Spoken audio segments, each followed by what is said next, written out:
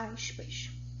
São sinais de pontuação que a principal finalidade é destacar alguma parte de um texto, diferenciando-a do restante. Vamos agora entender quando as aspas são usadas. Devemos usar aspas no início e no fim de citações. Citações são parte de textos consultados em livros, artigos, sites, notícias e outros, que sejam relevantes para apoiar as falas, pensamentos, descobertas do autor e dar credibilidade a essas ideias. Vamos ver alguns exemplos, como afirmou Descartes: penso, logo existo.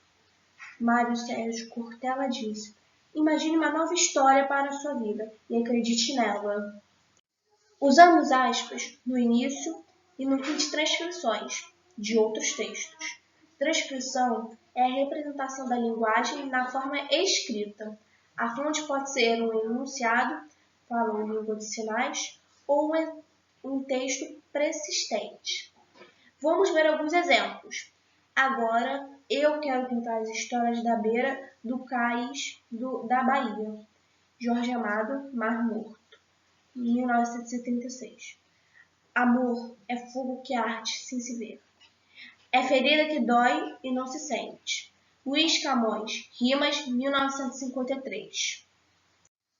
Usamos aspas também no início e no fim de palavras e expressões que não se enquadram na norma padrão e culta da língua portuguesa, como estrangeirismo, neologismo, arcaísmo, gírias e expressões populares.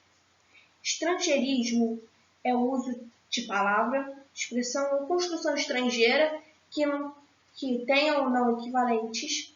É o processo que introduz palavras vindas de outros idiomas na língua portuguesa. Por exemplo, pizza, show, site, shopping. Neologismo: emprego de palavras novas, derivadas ou formadas de outras já existentes, na mesma língua, ou não. Por exemplo, digitalizar, clicar e deletar e atribuição de novos sentidos a palavras já existentes na língua. Por exemplo, laranja. A palavra laranja é também utilizada para designar fraudes fiscais.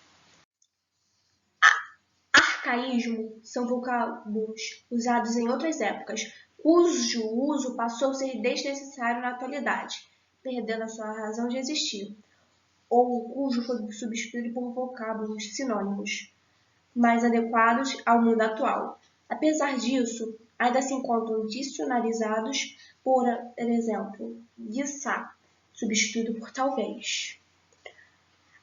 Gírias são fenômenos linguísticos utilizados no contexto informal.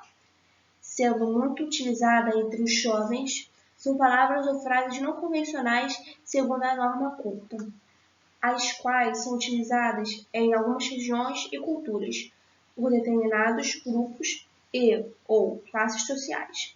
Exemplo: gato ou gato, gato ou gato. Utilizado para distinguir mulher bonita, homem bonito. Expressões populares, também chamadas de provérbios ou ditados populares, são frases e expressões que transmitem conhecimento de geração em geração, passados de pais para filhos. Muitos desses provérbios têm sua origem na antiguidade, nas passagens bíblicas, além de serem mensagens de sabedorias de muitos povos. Por exemplo, para bom entendedor, meia palavra basta. Usamos aspas no início e no fim de palavras e expressões, as quais desejamos transmitir ironia ou ênfase. Vamos ver alguns exemplos. Que belo trabalho! Você conseguiu estragar tudo que já estava feito. Neste caso, estamos transmitindo ironia ao adjetivo belo. O filho levou um não redondo do pai. Neste caso, estamos transmitindo ênfase ao não dito pelo pai. Usamos aspas no início e no fim de nomes de obras literárias ou artísticas, como títulos de livros, de obras de artes, de filmes ou de músicas. Vamos ver alguns exemplos. Estamos lendo e estudando Capitães de Areia nas aulas de português. Ver ao vivo Mona Lisa de Leonardo da Vinci foi sensacional.